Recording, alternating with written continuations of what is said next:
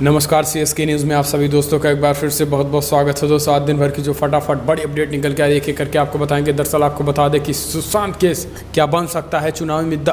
दरअसल बीजेपी ने फडणवीस को बना बिहार चुनाव का प्रभारी। तो वहीं अगली बड़ी खबर जानेंगे। आपको बता दें कि बेंगलुरु हिंसा के बीच कांग्रेस विधायक के भतीजे के सिर पर 51 लाख का इनाम रखने वाले के खिलाफ FIR दर्ज। योगी सरकार ने केस दर्ज करने के बाद उसको जल्द गिरफ्तार कर सकती है। इसके बारे में भी आपको बताएंगे। और इस बीच रफाल की पराक्रमी उड़ान देख पाकिस्तान के छूटे पसीने अब दे रहा है गीदड़ भक्ति।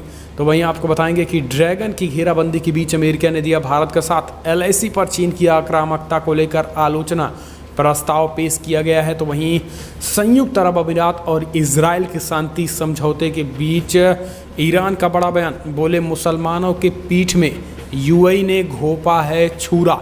इसके बारे में आपको बताएंगे कि कैसे खाड़ी देशों में हलचल मच गया है। तो वहीं राजस्थान कांग्रेस ने पेश किया विश्वास प्रस्ताव।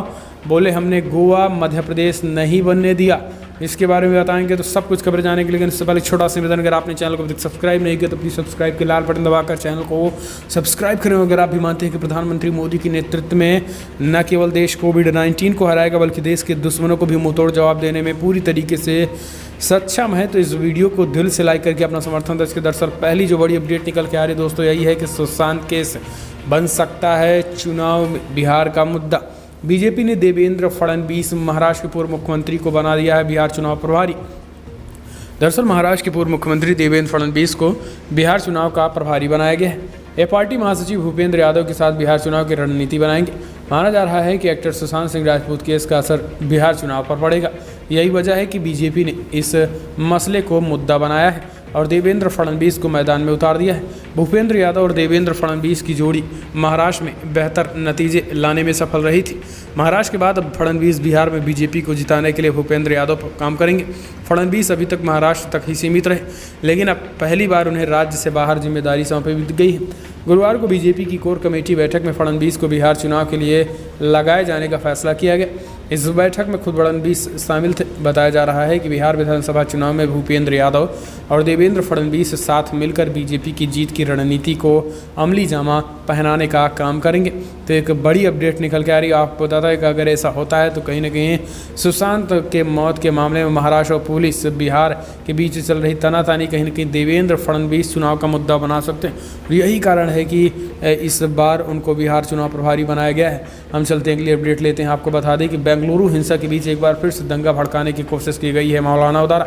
दरअसल कांग्रेस विधायक के भतीजे पर 51 लाख रुपए का इनाम ऐलान कर दिया, यानी उसके भतीजे का सिर जो लेके आएगा उसको 51 लाख दिया जाएगा। एक मौलाना ने ऐलान किया, जिसके बाद यूपी में उसके खिलाफ FIR दर्ज किया गया और मेरठ की घटना है।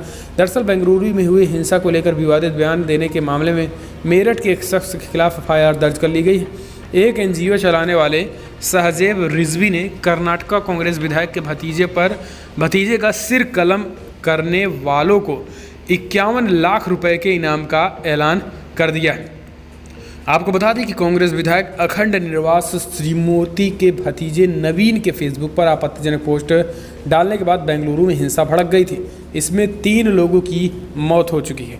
इसके बाद मेरठ पुलिस के SSP अविनाश पांडे ने बताया है कि एक शख्स बेंगलुरु हिंसा के संबंध में 51 लाख रुपए के इनाम का ऐलान किया था, सर के बदले 51 लाख, जिस पर कथित रूप से सांप्रदायिक सौहार्द बिगाड़ने की कोशिश के चलते केस दर्ज कर लिया गया है। आरोपी के खिलाफ सख्त कार्रवाई की जाएगी।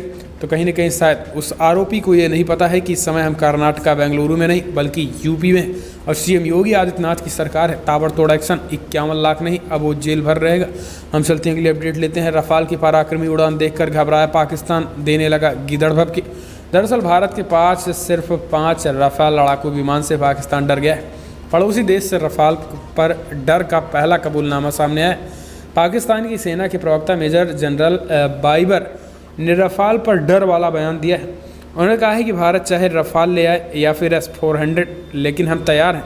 पाकिस्तान ने भारत के लड़ाकू विमान रफाल पर अपना डर जाहिर करते हुए कहा है कि भारत में रफाल के गृह प्रवेश के ठीक 15 दिन बाद पाकिस्तान ने मान लिया कि रफाल के मुकाबले पाकिस्तान कहीं भी नहीं है।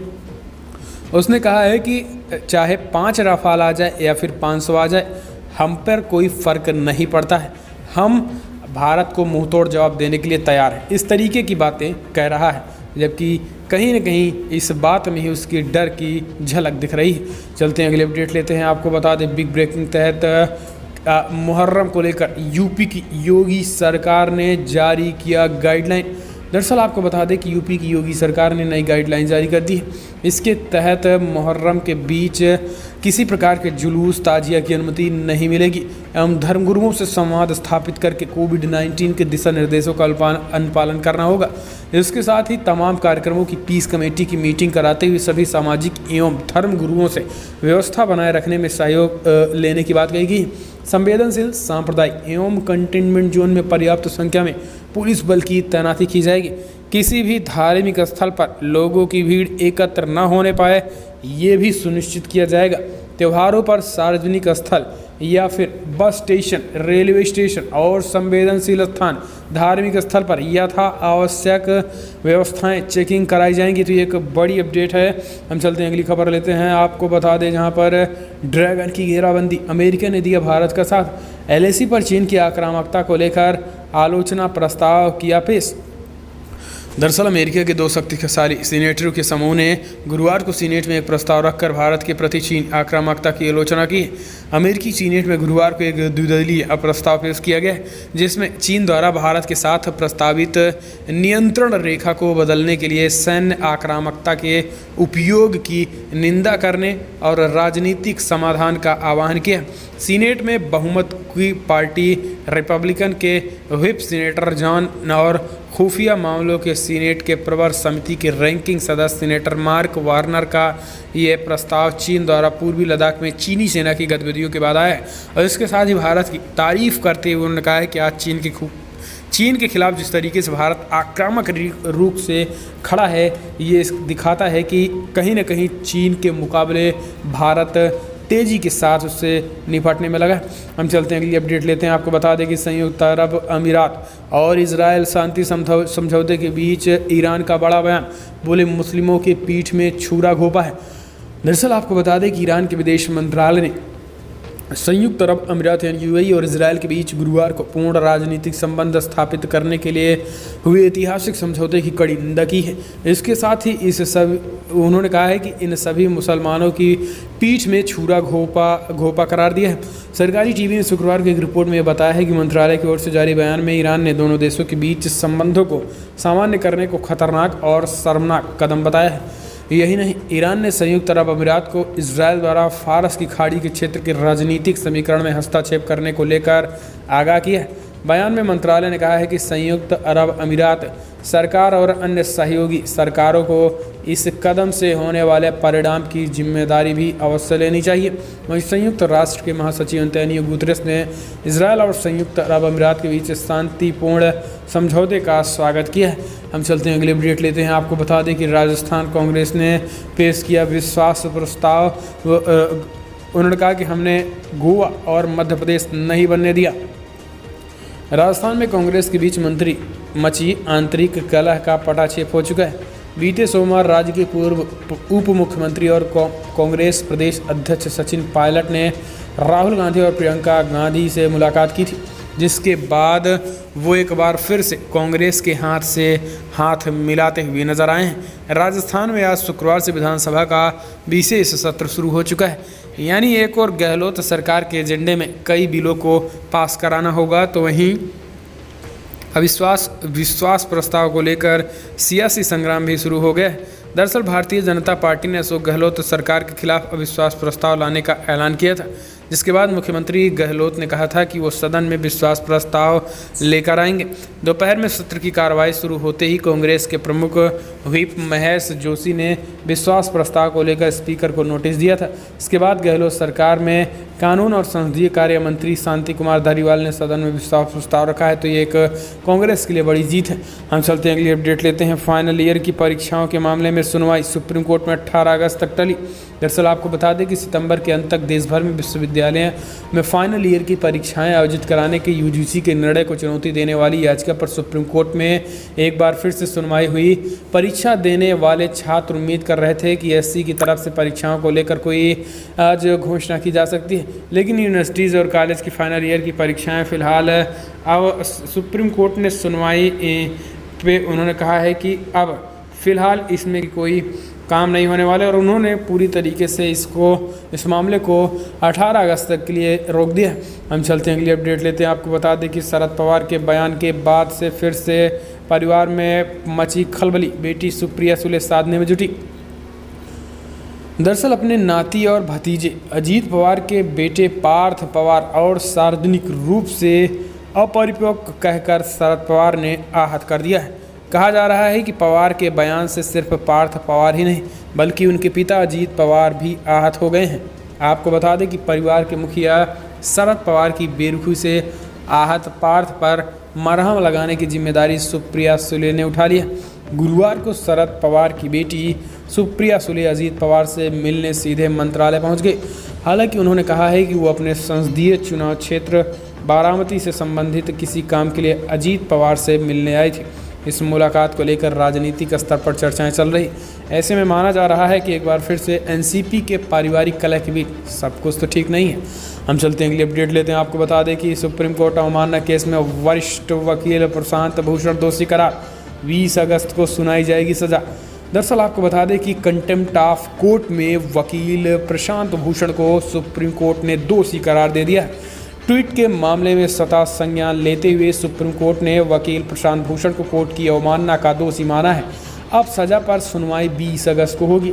इस मामले की सुनवाई के दौरान प्रशांत भूषण ने कहा था कि ट्वीट भले ही अप्रिय लगे लेकिन अवमानना नहीं है। गौरतलब है कि chief justice of India CGI as Bobde और 4 पूर्व सीजीआई को लेकर प्रशांत भूषण की ओर से किए गए 2 अलग अलग ट्वीट्स पर स्वतः संज्ञान लेते हुए एससी ने उनके खिलाफ अवमानना की कार्रवाई शुरू कर दी थी। एससी ने प्रशांत भूषण को नोटिस भेजा था। हालांकि अब 20 अगस्त को उनके सजा पर भी सुनवाई होगी। हम चलते हैं अगली अपडेट लेते हैं। आपको बता दें कि बिग ब्रेकिंग निकल के आ रही है। सुशांत केस के बीच अब बड़ी अपडेट निकल के आ रही है, जहां पर परिणीति चोपड़ा और वरुण धवन ने भी सीबीआई जांच की अब मांग कर दी है। जी हां, दरअसल जब सीबीआई जांच बिहार की सिफारिश कर दी है और देश भर में हो हल्ला मच गया है सीबीआई जांच को लेकर और परिवारवाद को लेकर जब बॉलीवुड निशाने पर आ गया है तो अब कुछ परिवारवाद के ही प्रोडक्ट निकल कर बाहर आ रहे हैं और सुशांत केस में सीबीआई जांच की मांग कर रहे हैं। इसी बीच आपको बता दें कि वरुण धवन और परिणीति चोपड़ा ने सामने आकर उन्होंने सीबीआई जांच की मांग की है, जब बिहार पुलिस सीबीआई जांच करनी शुरू कर दी है। ऐसे में लोगों का जमकर गुस्सा फूटा और उन पर भड़ास भी निकाली और इसी वजह से उन पर टारगेट भी किया गया और इसी की आपको बता दें कि अब जिस तरीके से उन्होंने उनको जनता ने लताड़ भी लगाई है। हम चलते हैं अगली अपडेट लेते हैं। आपको बता दें कि बंगाल सरकार ने वापस लिया 28 अगस्त का लॉकडाउन, तो बीजेपी ने बता दिया तुष्टिकरण। दरअसल पश्चिम बंगाल सरकार ने राज्य में संपूर्ण लॉकडाउन के लिए पूर्व अघोषित तिथियों में 3 हफ्ते के अंदर 6वीं बार बदलाव किया है। ममता बनर्जी सरकार ने 28 अगस्त को लॉकडाउन का फैसला ले लिया है।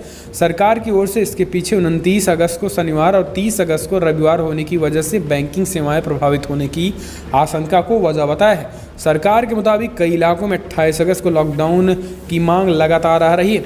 वहीं सरकार के इस फैसले को बीजेपी ने तुष्टिकरण बताया है। विपक्षी भाजपा के नेता राहुल सिन्हा ने ममता बनर्जी के प्रशासन को अक्षम करार दिया है। कहा है कि सरकार पूरी तरीके से अक्षम है।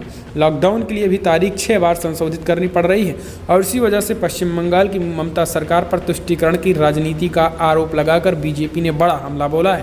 तो दोस्तों फिलहाल बड़ी खबरों में इतना ही, लेकिन अगर आपको वीडियो पसंद आए तो लाइक करें, शेयर करें, कमेंट के माध्यम से आप अपनी राय देना ना भूलें और आप वीडियोस को लेकर, इन खबरों को लेकर क्या सोचते हैं कमेंट के माध्यम से अपनी राय दें। इस वीडियो में इतना ही। जय हिंद, वंदे मातरम।